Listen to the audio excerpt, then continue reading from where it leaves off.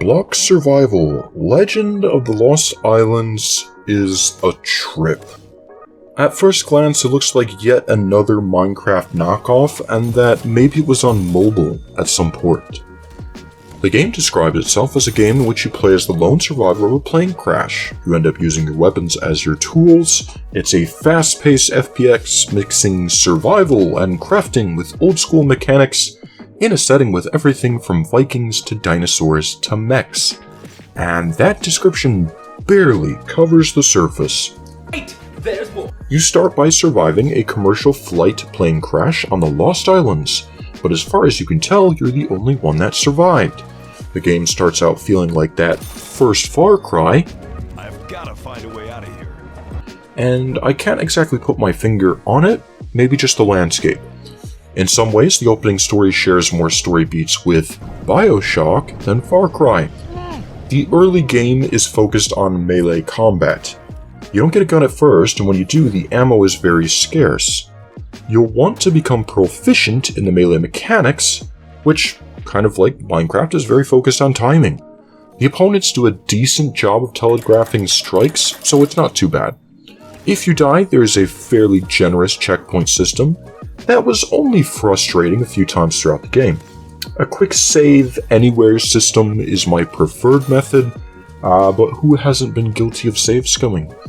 The save system isn't really a bother until the late game, when you encounter insta-kill environmental dangers like rocks that instantly smash you. Usually the level provides enough room to get the timing right, but there was one level that ended in a successive gauntlet of these that had me frustrated for quite some time. Overall, the game can be difficult, but not unfair. It just requires you to take your time, especially in the first half. That first half of the game, it will work best for you to clear the levels of enemies instead of trying to run past them. You want to try to draw them into engagements of your choosing while you're weak. That first half of the game, your resources are low, the food to replenish health is low, and ammo is very low. The game has a recipe crafting system, with recipes either being dropped by enemies or letting you buy them from vendors. There isn't necessarily a specific order to which you will get these recipes, it's a bit of RNG. These recipes cover power-ups, turrets, health items, armor, and so many weapons. By the end, I had these swords from Attack on Titan, a lightsaber, Duke Nukem's pistols, the Sword of Time, and so many others. The game is crammed with wonderful little nods to other games. Not very far into the game, I met up with the mercenary enemies, whose voice lines and callouts sound almost exactly like the Marines from Half-Life, a very pleasant surprise. You can upgrade each of these weapons 5 times with money you get from killing enemies. Each upgrade is a random attribute buff. I ended up with a fully upgraded sniper rifle that I could one-shot all but the biggest of bosses with. I one-shotted a T-Rex in one level that took me through non-copyright Jurassic Park. The enemy variety in this is insane, with countless melee types like Vikings, samurais, ninjas, buff golems, and even zombies, with the game having a night-day cycle like Minecraft that spawns ghouls. With ranged enemies, there are the typical mercs, pirates, jetpack soldiers, snipers, and even Metsuit walkers. By the end, I had fought flame-spewing giant parrots, the Velociraptors, the Colossus of Rhodes, giant tiki warriors, lions, tigers, and so much more. The game never gives you much room to be bored. By the end, I was running around headshotting fools with my double pistols, which gives you a second of slow-mo. Yet another mechanic and an absolute power fantasy. The game takes you through so many environments with awesome vistas. The game is always throwing something new at you, whether it's the level design, more weapons, or more variety in enemies. The game has so many mechanics, it's really like the dev threw all his favorite games in a blender.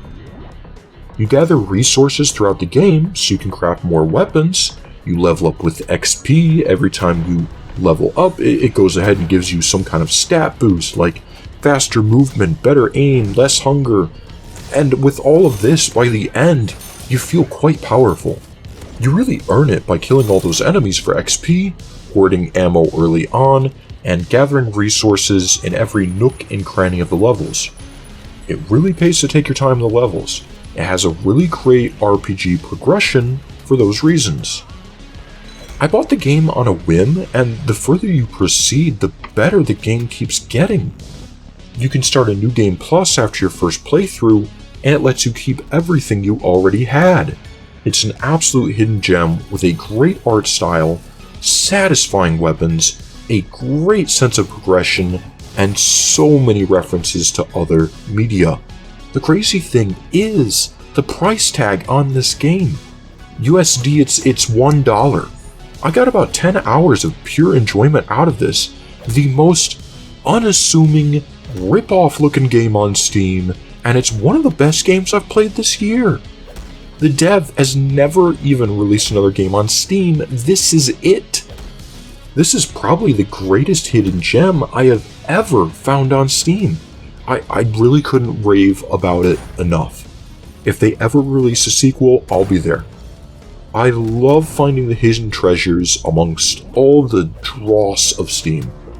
This has been Stormdog, and I highly recommend Block Survival: Legend of the Lost Islands.